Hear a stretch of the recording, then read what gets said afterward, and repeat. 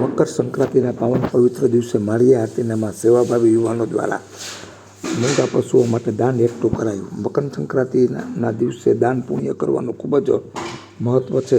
સંક્રાંતિના દિવસે દાન કરવાથી અનેક ગણું પુણ્ય મળે છે. આ પરંપરા મુજબ માળિયા આરતીનામાં રુદ્રેશ્વર મહાદેવ મંદિર પાસે શ્રી હાટી ક્ષત્રિય યુવક મંડળની ગૌસેવા સમિતિ મંડળના યુવાનો દ્વારા નિરાધાર રખડતી ભટકતી ગાયો માટે ફાળો એકઠો કર્યો છે. સવારથી સાંજ સુધી આ યુવાનો પોતાના ધંધા રોજગાર બંધ રાખી અને ગૌ માતાની સેવાના કામમાં લાગી ગયા હતા. આવી જ રીતે માળિયા આરતીના કડવા પટેલ સમાજ દ્વારા પણ પટેલ સમાજ ખાતે કામધેનુ ગૌશાળાની ગાયો માટે અને ગામમાં રખડતી ભટકતી ગાયો માટે સેવાભાવી યુવાનો અને વડીલો દ્વારા પોતાની પરંપરા મુજબ ગૌ માતા અને કૂતરા તથા પશુ પક્ષીઓ માટે 4 ડબ્બા તેલ, 4 ડબ્બા ગોળ, 6 ગુણી ભૂસોના લાડવા બનાવીને ગામમાં વિતરણ કરાયા છે. તેમજ યુવાનો દ્વારા પક્ષી માટે ઘરે ઘરે ફરીને ચણ પણ ભેગું કરાયું છે. તેમજ માળિયા આરતીના ગૌશાળા પાંજરાપોળના સંચાલકો દ્વારા પણ પાંજરાપોળના પશુ ગાયો માટે ફાળો ભેગો કરાયો છે.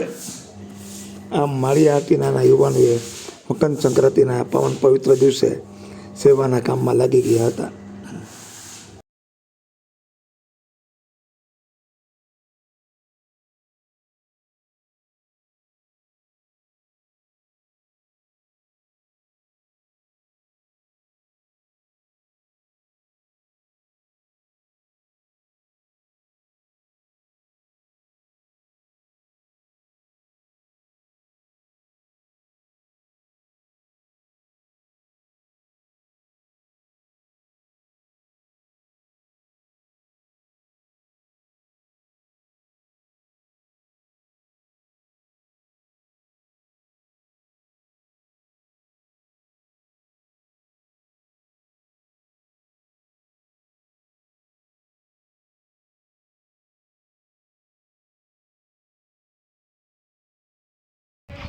આજરોજ માળિયા હાટીના જે રુદ્રેશ્વર મહાદેવનું મંદિર ચોકડી જે અહીંયા નિરાધાર ગાયો છે એમને અમે આ હાટી ક્ષત્રિય ગૌ સેવા એક ફાળો ઉઘરાવી અને જે મકર સંક્રાંતિના દિવસે જે કંઈ પણ ફાળો થાય એ એક મૂંગા પ્રાણીને અમે ચારો આખું વર્ષ લઈ અને આ યોગદાન બધા ગ્રુપના કરે છે.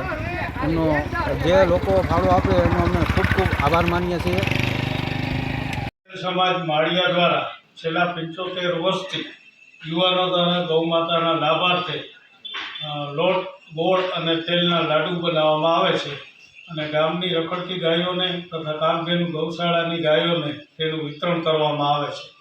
ચાલુ વર્ષે અંદાજિત 100 કિલો જેટલા લોટના લાડવા બનાવી અને ગાયોને વિતરણ કરવામાં આવે છે. આ ઉપરાંત પટેલ સમાજના યુવાનો દ્વારા ઘરે ઘરે ફરી પક્ષીઓ માટે ચણ કલેક્ટ કરવામાં આવે છે, ફાળો કલેક્ટ કરવામાં આવે છે અને તેમાંથી દરરોજ પટેલ સમાજે પક્ષીઓને ચણ નાખવામાં આવે છે.